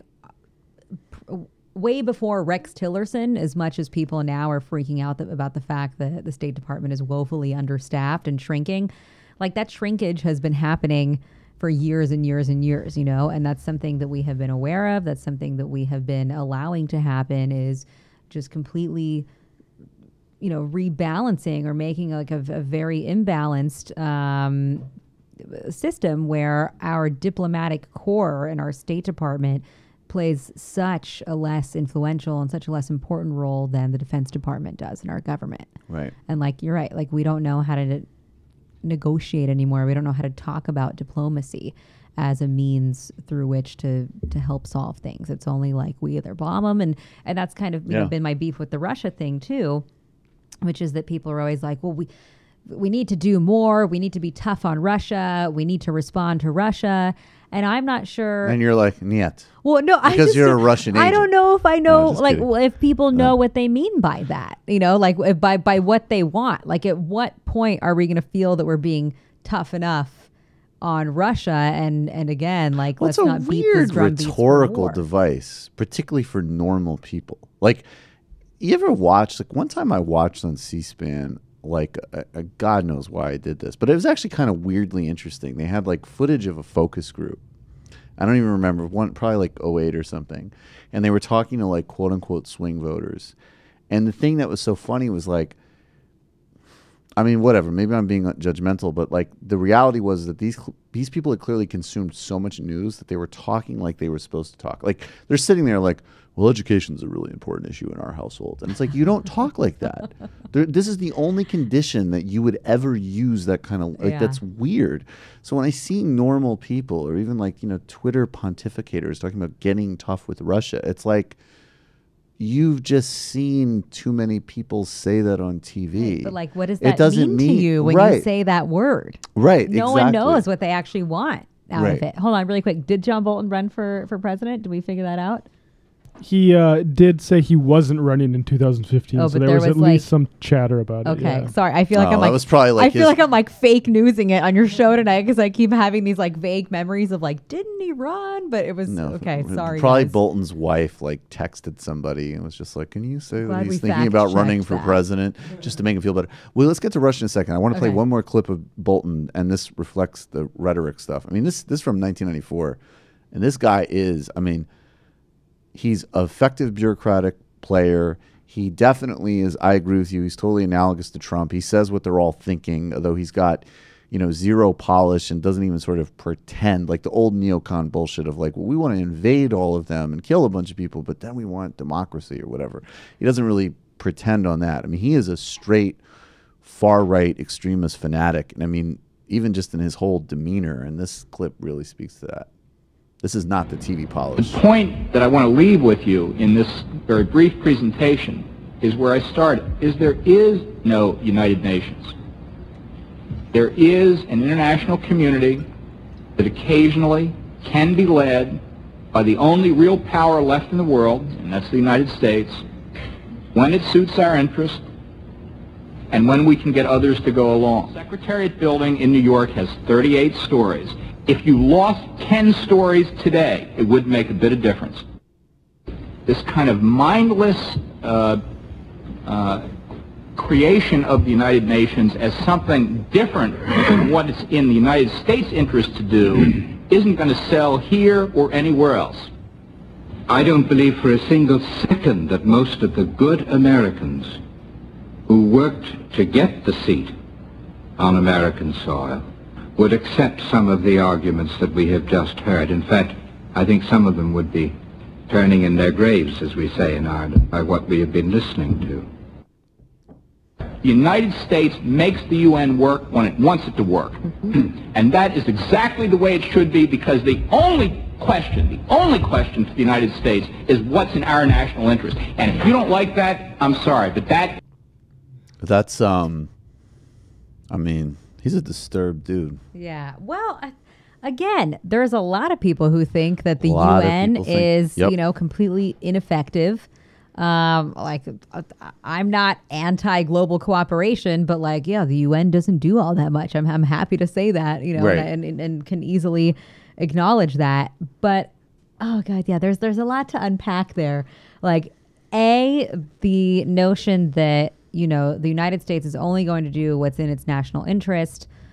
Like, okay, that's what most countries do, and that's how most countries act. But we have this inability to understand that other countries also act in self-interest. Right. You know, like we only have this very unipolar view of the world where we think that like America's national interest is supreme and more important than anyone else's national interest, and like and we, I think, are very shallow and narrow-minded when it comes to even understanding the nuances, right, of geopolitics and like why certain countries may act the way that they're acting, why things are happening around the world, because we only understand our own national interests. So I'm not saying that like, oh, we really have to think of, you know, like what's in the Chinese interest of like, because we have to be good people. It's like, no, you have just to understand. Well, you need empathy. Context, yeah, though, you need right? Context, like if you want to also be a good chess player, you have to understand your opponent. Like you you have to understand other countries and not just be And like there's- me. Right. And there's also, I mean, the other two things that I just raised briefly is like, there's also the question of like, who's at national interest, right? Like what part of the quote unquote Well, national yeah, interest of you're course. acting on. And then the second thing too is like, there is a really good, robust critique from, again, people more on the left that like, I think certain liberal people fetishize stuff like international law way too much. I'm not opposed to it, but international law and these institutions usually are instruments of power in and of themselves, and they are usually subservient to the United States as an example. And you know, China is setting up its own alternative infrastructure of like, you know, Eurasia Cooperation Council and all of that. So I think that you have to like start. It's weird when like people on the hard right are basically just like, well, fuck all of these institutions because we don't give a fuck about people. Yeah. Period. And then there's this And that's sort of partly like why those institutions don't work. it's partially you know? why those institutions, of course, but then there's this sort of like weak response where it's like, well, you're not following the law or what, and it's like, well, but nobody is, and it's a question of what so we got to get deeper than the law if we're going to actually like counteract that. Now, one country whose interest I think you do always act in and care deeply about is Russia. So what's going on? Were you hip to the poisoning before it happened? Was there a memo sent out? Yeah, you know, I was texting with Vladimir Putin like I normally do. Every time I go on cable news, they're like, Alyona, what is Putin thinking? You know, like they don't know how to ask any other question about Russia. That's such an awesome question. Like it's also just so like. Well, it's like, let me call him up. Yeah. It's like the Miss Cleo of Russian mind reading. I dig it. So, no, of course I didn't know about that. It's an interesting case because, you know, it's obviously tragic and sad, but another one of those instances where Russia, again, is now like not only denying and also accusing everyone else and getting angry at all of the European nations for acting before the evidence and the facts are there and before an investigation has been concluded, because they've been saying it might take like months to fully investigate this. And so that is, I think, a very kind of, you know, easy and traditional tactic to use, is by saying like, well, we don't know, all the facts aren't in. But it does bring up some interesting points, right? That then everyone, or 14 European countries, 13, whatever the exact number was, do act on something before a investigation is concluded. But then also it's like, well, who else's interest would it have been to poison this former double agent, you know, who betrayed Russia and ended up giving information over to MI6? Like, I wonder. Yeah, like, right. And there is a precedent, because the last case is established. Like, obvious, Litvinenko, right? Like, that's like established that they did that, insofar as these things can be, right? Like, that isn't really speculative anymore. Hasn't that been pretty thoroughly established? I feel like, I mean, I don't know it's one of those things where I just assume that everyone, you know, is on the same my page. understanding is that everybody's pretty much on the same page with that one. So like, what is again, like, if you were to really present as usual, and also like Jeremy Corbyn's getting hell for basically saying what you're saying, which is like, well, he's actually saying three things. I mean, one, he's saying, if we're so concerned about Russia, why don't we crack down on all these oligarchs that are like washing money through the country and also funding the Conservative Party, which they don't have an answer for. But he's saying, I want more clear evidence, and we need to like not capitulate, but we need to be a little ginger here. I don't know. Like, Russia makes everybody stupid, because like all I hear is excuses for Russia. Like, they're this misunderstood, like, beacon of virtue and international law, and everything is a false flag. Who says that? There's a contingent of people really marginal people. But I think, honestly, like, even a really smart person, like, I think Steve Cohen sometimes gets into that, right? Yeah, like, I think he's changing, though. He's shifting a bit. I emailed myself something today that he wrote that was new about the Skripal. Yeah, I mean, he's a very, very smart dude. Yet. But I've watched a lot of it where it's like usually the central perspective is always like, they've been getting bothered, NATO expansion, which is true. But then at the same time, it's like, well, no, there also is like another actor here, which has its own parochial interests and aggressions, right? Yeah, I think that, again, it's like, it's obviously, you know, multi-dimensional. And I think that part of the reason that Russia is such an enigma for people and they can't figure it out is because this is a country that seemingly with their actions, like this case, with the poisoning of the spy, you know, boxes itself into a corner where it's like, why would you self-inflict this way, right? Where you're kind of like, you're just asking for the rest of the world to turn against you and to kind of have a coordinated some kind of response and to unify against you. Like, you can't possibly get out of this in a way that is going to be beneficial for you. So it's like, I feel like a lot of the time the way that the Russian state acts defies all logic for most other people and most other thinkers. But then also that is very kind of typically Russian, you know? And so that's why it's like, well, no shit, like they're Russians and that's what they do. And I mean, this is going to be like a bad example to use, but you know, part of why World War II was won, you know, and obviously like people talk about the sacrifice made by the Soviet Union, like some 20 million people who were killed, but that's because like Russian or Soviet leaders, also were just willing to sacrifice to, like, that many of their own machine. people, which I don't know another country that would be willing, or another kind of, you know, mentality that would be willing to do that. So it's I don't know, you know, it really is kind of a confusing, I think, country for other people to understand, or just mindset, because it goes against what we expect to be the norm. But then Russia also now, at least the, you know, the Kremlin and Vladimir Putin, they do play upon, like a lot of people call it whataboutism, but it's like, well, it's become very easy for them to point to those things because of the really shoddy and horrific record of the United States and other Western countries. And so, and that by no means is an excuse for them. That by no means is me saying, like, you know, that means Russia is allowed to act the way that it wants to. But it just makes everything harder to argue against. Right. You know, and they as well are great manipulators of that kind of the techniques that Donald Trump uses to make the truth seem like something that is elusive, and we aren't really sure what it is, and we can't tell what it is. You know, even there was that horrific fire that happened in the shopping mall and the movie theater in Russia, and thousands of people came out to protest.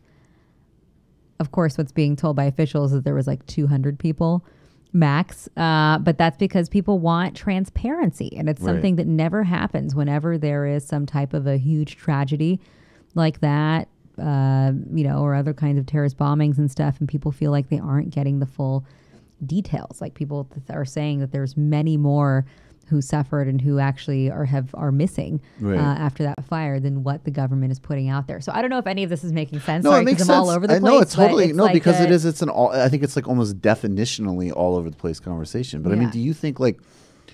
I mean, I criticized him before, but at the same time, like it's like a guy like Steve Cohen, who is, you know, a very respected scholar. He does like. Probably, I mean, he's sympathetic, but he has much more of a clue about what's happening there and their thought process policy-wise than almost anybody else you see talking about it, besides, like, you know, you, of course. But, like, why, like, he's saying that we're in a, you know, almost Cold War level, like, danger situation with them. And it seems like, again, there are these one narrative is much more marginal, but, like, you do hear a certain narrative of, like, you know, it's all just sort of aggrievement and the sort of whataboutism you were talking about before. But then on the other hand, like, we have pushed and pushed and pushed them for a really long time now. Like, we helped, like, melt their economy in the 90s. We brutalized them with austerity. We've expanded NATO. We have all these regional conflicts with them where I definitely don't, like, I think, like, they're committing all sorts of war crimes in Syria, but so are we. And, you know, they have an interest, like, they're going to need to, like it or not, just be recognized as, like, an actor in all these places that it seems like people have, like, a real appetite to not that's what do. they want, you know. I think that both Russia and the United States are countries that tend to look backwards rather than forwards, you know, and hinge on, well, not fair at all to, of course, make like blanket statements. But MAGA, make America great again, and what is it? What would it be in Russia? Make Russia? What is it? No, but in Russia, that very much is the mentality of Right. like wanting to return to the time when the Soviet Union was this great world power. And like, I feel like everything Putin has done has been an attempt to do that, to reoccupy and re-solidify that space for the country globally, and to provide some kind of counter to, Western hegemony. And so, it doesn't mean that it's necessarily justifiable. It just means that you have to try to understand the mindset of where then that country is coming from to understand the type of moves that they make.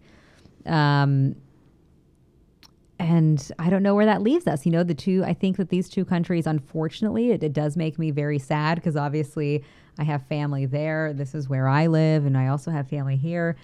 But we are at odds, and we are very competitive with each other, and part of that I think is because of how similar we are, even though no one will ever want to hear that, just in terms of the societies and the breakdown of it. Both of these countries have inequality, great inequality. petrochemicals. Well, that leads to the type of political dynamics that you see and that you have.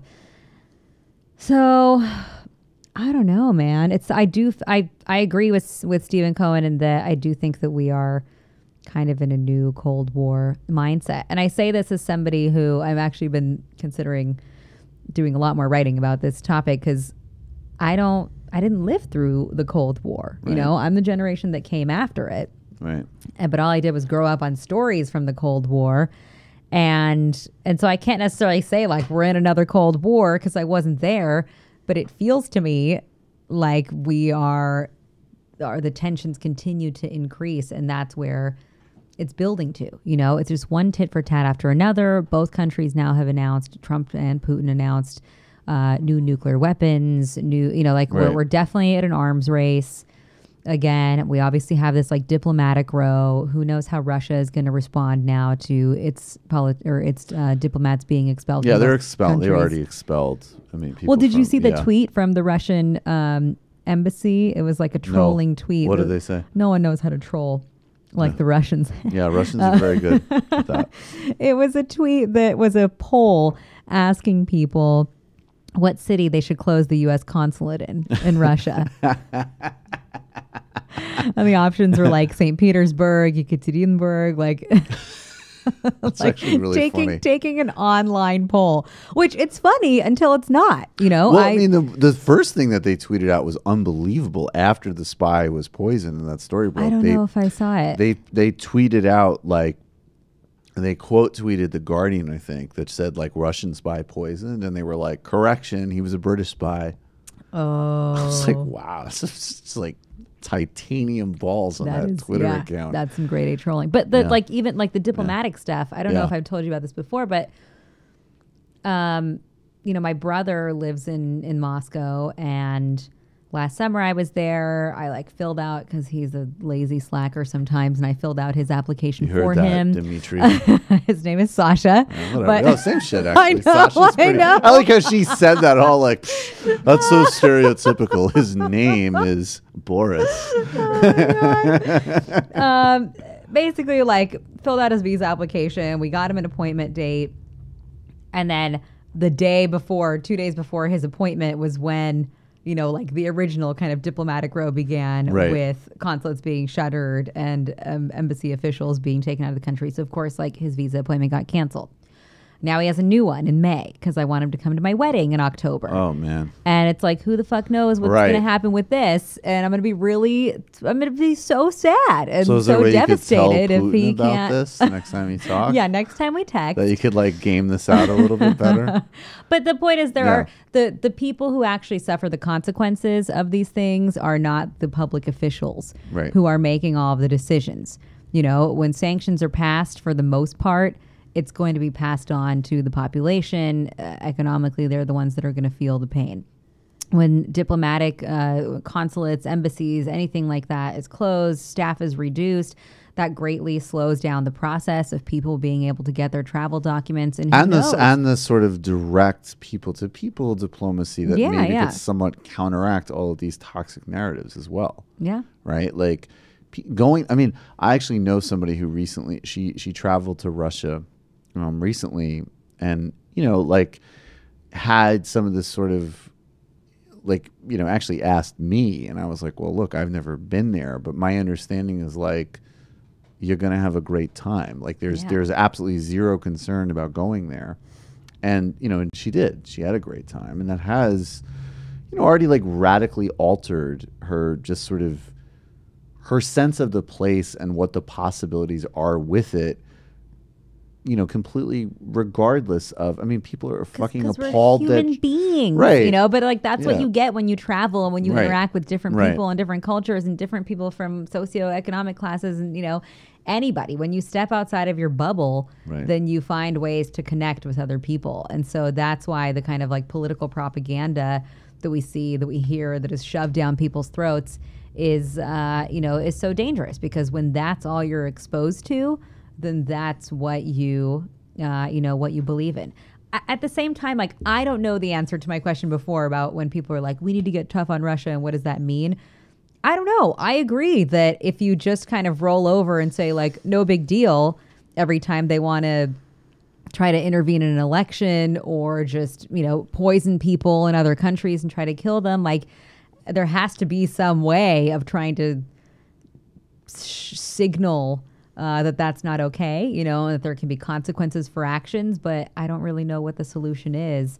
And I think maybe Jeremy Corbyn's onto something when he says that, hit him where it hurts when it comes to the money. That's totally my bias always. Yeah. And I also think that like there has to be some sense. And again, this isn't, I don't care about whataboutism. And I understand, like, in the sense that like, I people like be an adult, like everybody's a hypocrite on some level. But at the same time, practically speaking, like, yeah, I think Russia will execute its own foreign policy regardless in many ways of like what we do. But like, we do these things all the time. We interfere in other people's elections. We do, and it's not to say that we're to like exceptional, Michael. Right? No, well, that's the mainstream bullshit we got to get over. But the other flip is is people being like, oh well, so therefore anything can happen because we do it, and if we call it out, we're hypocrites. But I do think like from a safety perspective, we have to start asking, like, if you keep fucking provoking people, that does not lay the groundwork. Because, like, of course, particularly like in an age where you're not just relying on conventional forces and you can utilize all these other ways of shaping and molding and guiding public opinion through money, through PR. Who isn't going to do it? And by the way, while we're fucking around, China's the one who really is about to make itself great again. And if you're interested in all this like great game bullshit, which I think we need to evolve out of, then you need to divert that's your the attention. one. Absolutely. This is the fucking sideline. Yeah. They're laying a whole, Eurasia through Africa map. And they don't, and this is all petty shit compared to that. That is huge. Or even, and this is like a slightly smaller, but the Cambridge Analytica, fiasco to me, I was like, there's so many stories in this that I feel like people are kind of ignoring, that it was military propaganda to begin with, maybe. Yeah. Well, also just that, like, all of a sudden people woke up to the fact that social media, and social platforms, like, this is what they do, is they collect and sell your data, and that's how they are profitable, and that's how any app makes money. Like, we're in a stalker economy. Like, none of this is a secret because of some snake oil consulting firm in London that doesn't even really matter that much. Which like, oh, so now it's these like British guys and the Mercers that actually interfered in the election. Really? Right. And just that's the evolution of how political campaigns are run. That's the evolution of how everything is going to be done, is that your data, which is now, your personal information is a commodity, essentially, is going to be used in a variety of different ways to influence us, to impact things. And, it might be scary and we might be pissed about it this one time, but it's also, that is the future. you know, and like. Well, and we need like a 21st century like consumer bill of rights. But I think it's also like that the most important thing about that, or at least the people that push the conversation to Facebook, like the Cambridge Analytica thing, whatever. I mean, I think that their algorithm was bullshit, and I don't even buy that it was terribly effective. I'm sure they're sleazy, unethical, and I'm totally into using them to hurt Trump and the Mercers. That's great. But if you're claiming like we know you better than your parents and your lover, get the like, fuck out of here. It's Yeah. nonsense. I mean, because it's also like the basic shit that they already know, that it is an invasion of us, is not their algorithm. It's what's already out there that you're talking about. It's simply tracking your basic consumer movements and geographies, and like that's where most information is yielded, not like some secret psychographic sauce because of your status updates. I just don't buy it. But that being said, we're going to go to the post game where Alyona's going to get drunk. I've been very no, I know. slowly You have sipping been on my really, beer this time. really restrained. You made me self-conscious, you know? No, please don't be. No, but really, I've been like, drunk on it's this not a show. martini, you know. Oh, so if it's not a martini, that's the problem. It's not good enough. Whatever. Russians are so demanding. Look, we're moving. Many new patrons. I appreciate all of you as always. And once we hit the 2,000 mark, we can do regular animations. This Friday, the first one is debuting. It's on. I just got an email during the show. Friday, Lee Carter, State Assemblyman. We're talking about the DSA, Democratic Socialism, democratizing the economy. And we're going to give you a send-off before the holidays. And then we have Illicit Histories with Ronnie Kasrils on the South African liberation struggle. The ANC in power. Mike Hanna on the death of the two states. Ehud Olmert. An illicit history of sex with Chris Ryan. Come on, people. So much content. Join us for the postgame. Thank you, super producer Matt Leck. Thank you, super producer David Slavic. Thank you, David Grisham. Thank you, Alyona Minkovski. We will be back soon in the postgame.